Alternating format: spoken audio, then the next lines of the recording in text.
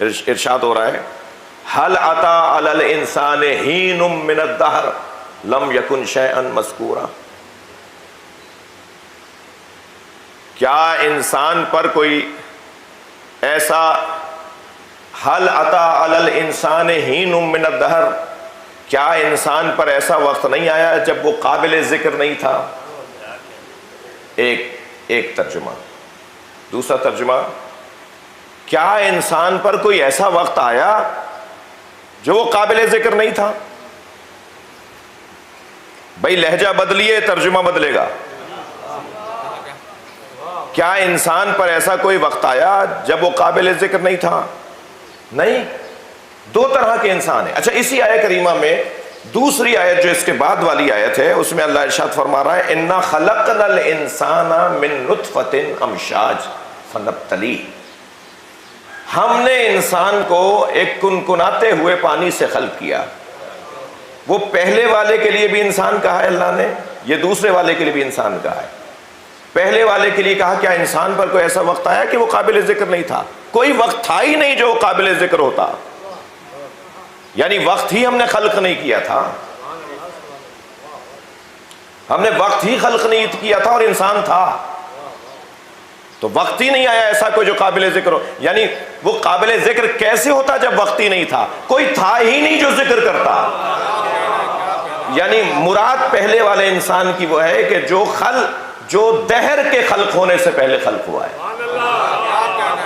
اور دوسرا انسان وہ ہے کہ جسے اللہ نے دہر کے خلق کرنے کے بعد خلق کیا ہے، یعنی زمانہ خلق پہلے ہوا پھر انسان خلق ہوا۔ ایک انسان وہ ہے جو زمانہ خلق ہونے سے پہلے خلق ہوا۔ یہ کوئی نئی بات نہیں ہے۔ سورہ مبارکہ رحمان کے آغاز میں اللہ نے یہی ارشاد فرمایا الرحمن علم القرآن خلق الانسان علمہ البیان۔ رحمان وہ ہے جس نے قرآن کی تعلیم دی ہے اور پھر انسان کو خلق کیا ہے اور پھر بیان کی صلاحیت دی ہے۔ یہ کون سا انسان ہے جو بعد میں خلق ہو رہا ہے، قرآن پہلے پڑھ رہا ہے؟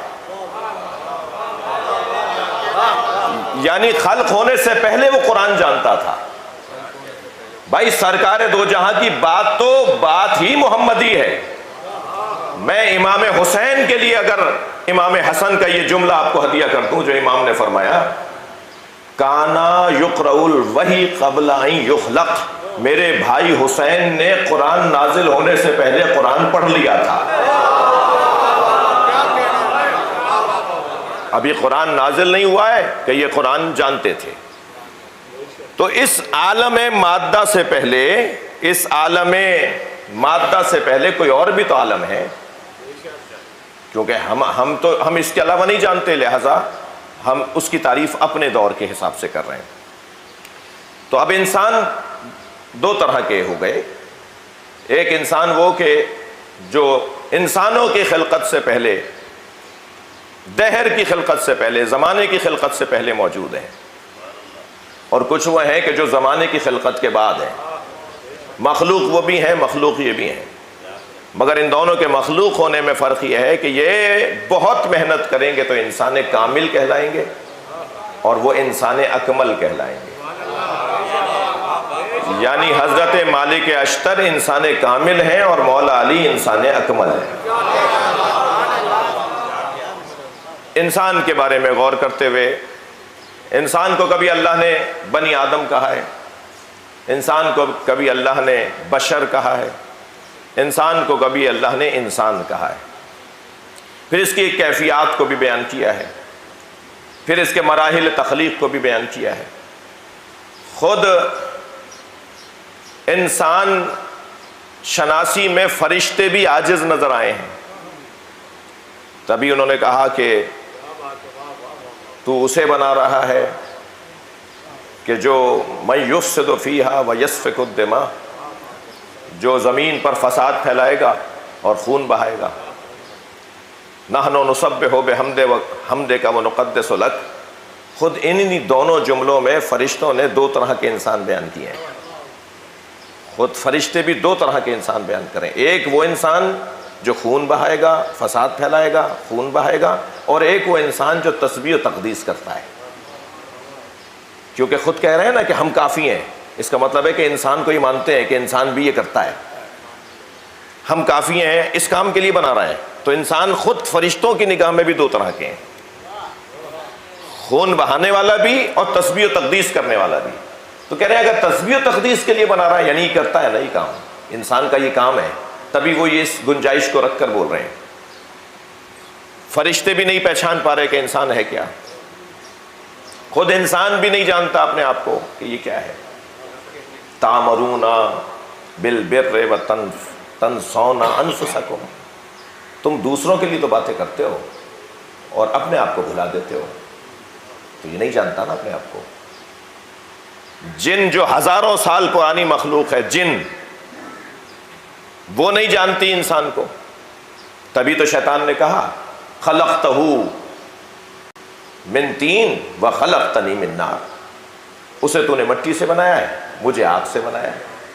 یہ جن بھی نہیں پہچانتا انسان کو، انسان بھی نہیں پہچانتا انسان کو، جی فرشتے بھی نہیں پہچانتے انسان کو، پھر کون بتائے گا کہ انسان کون ہے؟ اب اللہ بتائے گا کہ انسان کون ہے۔ لہذا انسان کی تعریف میں الانسان ہوا حیوان ناطق نہیں کہا جائے گا، بلکہ الانسان ہوا حیوان ناطق حامد بولا جائے گا۔ وہ انسان کہ جو سمجھدار ہے اور اپنی سمجھداری کا ثبوت دیتا ہے، وہ انسان انسان ہے۔ اس انسان کے لیے، اس انسان کو پہچاننے کے لیے ہمیں یا قرآن کا سہارا لینا ہوگا یا ہمیں قرآن سمجھانے والے کا سہارا لینا ہوگا۔ میں لفظ اور بہتر کرتا ہوں، نبی کو اللہ نے دو معجزے عطا کیے ہیں، ایک معجزے کو قرآن کہتے ہیں اور ایک معجزے کو علی کہتے ہیں۔ قرآن اور علی نبی کے دو معجزوں کا نام ہے۔ یہ جو سورہ رحمان کی ابتدائی آیت ہے نا، الرحمن علم القرآن خلق الانسان علمہ البیان، میں مرور کر رہا تھا، دوبارہ دیکھ رہا تھا چیزوں کو، مطالب کو، تو ایک حسین منظر مجھے نظر آیا کہ الرحمن سے مراد اللہ، علم القرآن قرآن۔ یہ جو علم القرآن ہے، یہ قرآن کس کو پڑھایا اس نے؟ اسے محمد مصطفیٰ کہا جاتا ہے۔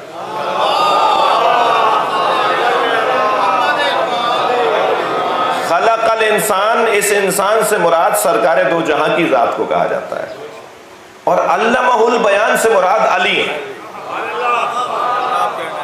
یعنی ہم نے بیان کی صلاحیت عطا کی ہے۔ علی کہتے ہی اسے ہیں جس کا خاموش رہنا بھی بیان ہو، جس کا بولنا بھی بیان ہو۔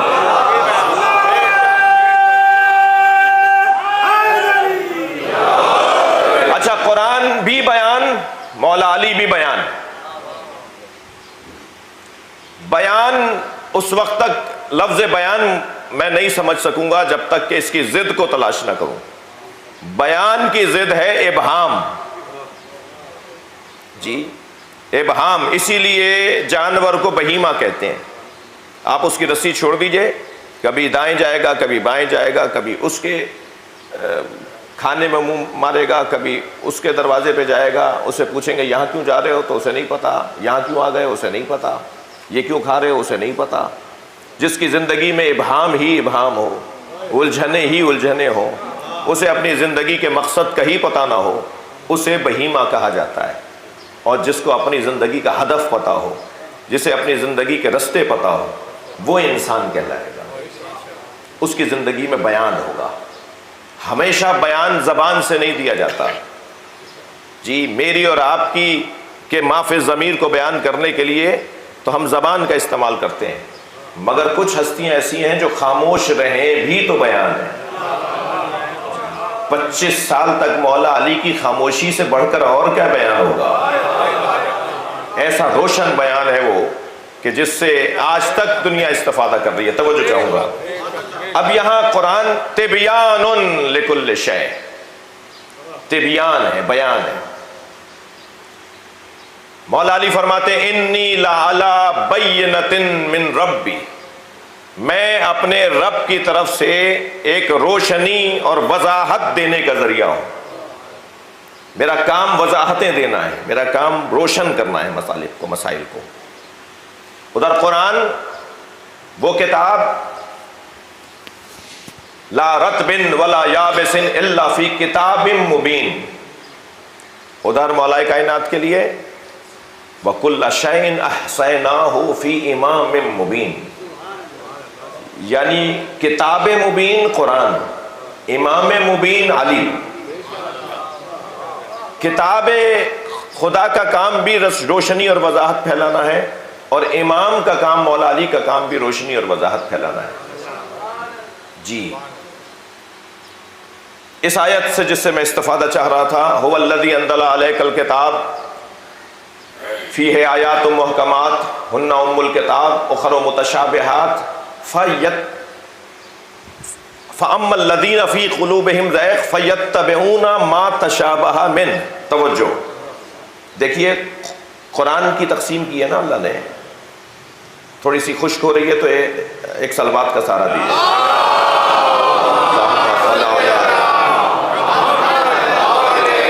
یہ قرآن کی آیات کی تقسیم ہے نا، کہ آیات محکمات اور آیات متشابہات. تو قرآن تو اقوال کا مجموعہ ہے نا. تھوڑی گردن ہلائیے اگر بات جاری ہے. قرآن تو آیات کا مجموعہ ہے نا، قرآن الفاظ کا مجموعہ ہے نا.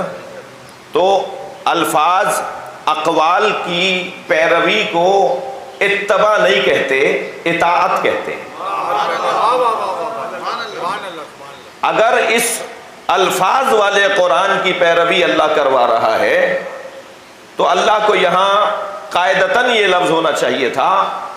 البتہ بے قاعدگی یہ ہوگی جو میں کہہ رہا ہوں، جو اللہ کہہ دے وہی قاعدہ ہے. میں تو صرف سمجھنے کے لیے بات کر رہا ہوں. الفاظ اقوال کی پیروی کو اطاعت کہا جاتا ہے، اعمال کی پیروی کو اتباع کہا جاتا ہے. قرآن الفاظ کا مجموعہ ہے نا. ہن ام الکتاب اخر متشابہات فاما الذین فی قلوبہم زیغ فیتبعون، کیوں آئے پھر یہاں؟ بات گئی، بات پہنچی. فیطیعون ہونا چاہیے تھا.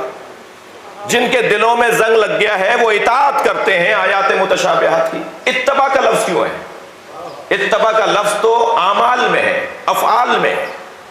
پھر یہ کون سی کتاب ہے کہ جو افعال کے ذریعے سے سمجھ میں آ رہی ہے؟ یہ الفاظ کا مجموعہ قرآن نہیں ہے، یہ اہل بیت کے کردار کا مجموعہ قرآن. جو اہل بیت کے ہوتے ہوئے کسی اور کے دروازے پر جاتے ہیں ان کے دلوں میں زنگ لگ چکا ہے. صلوات پڑھیں محمد و آل محمد.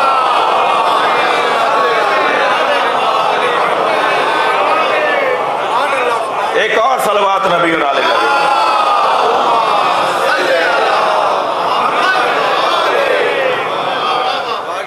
فَيَتَّبِعُونَ مَا تَشَابَهَ مِنْهُ ابتغاء الفتنہ و ابتغاء تعویلہ. کتنی روشن بات ہے کہ ایک گھڑے میں میٹھا پانی ہو اور دوسرے میں کڑوا، اور کوئی شخص کڑوے گھڑے سے پانی پیے. میرے معصوم امام ارشاد فرماتے ہیں ہم اہل بیت کی تعلیمات اس زفاف، زلال اور میٹھے پانی کی طرح ہے جس کو پینے کے بعد انسان کی روح بھی صحت یاب ہوتی ہے اور انسان کا کردار بھی روشن ہو جاتا ہے.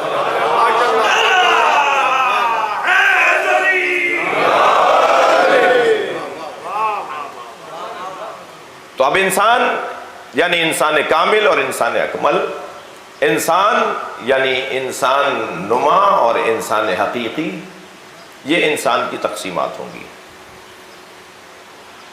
اب ممکن ہے کہ ان تقسیمات میں اور ان تعریفات میں کوئی کس درجے پر ہو اور کوئی کس درجے پر ہو. تو جب کوئی کس درجے پر ہے اور کوئی کس درجے پہ، تو اس کا مطلب ہے سب انسان برابر نہیں ہے. یعنی نتیجہ اب تک کی گفتگو کا یہ آئے گا. آپ نے دیکھا ہوگا کہ جب فصل تیار ہو جاتی ہے تو کاشتکار ایک لکڑی پہ قمیص چڑھا کے اسے کھیت میں گاڑ دیتا ہے تاکہ جانور یہ سمجھیں کہ انسان کھڑا ہے. وہ انسان نہیں ہوتا، لیکن کوئی نہ کوئی اسے انسان سمجھ رہا ہوتا۔ مولا علی فرماتے ہیں صورت الانسان وقلب الحیوان ذالک میت الاحیاء، مولا علی کے جملے۔ ان کی صورتیں انسانوں کی طرح ہیں مگر ان کے دل جانوروں کے ہیں، یہ زندوں میں مردہ ہیں۔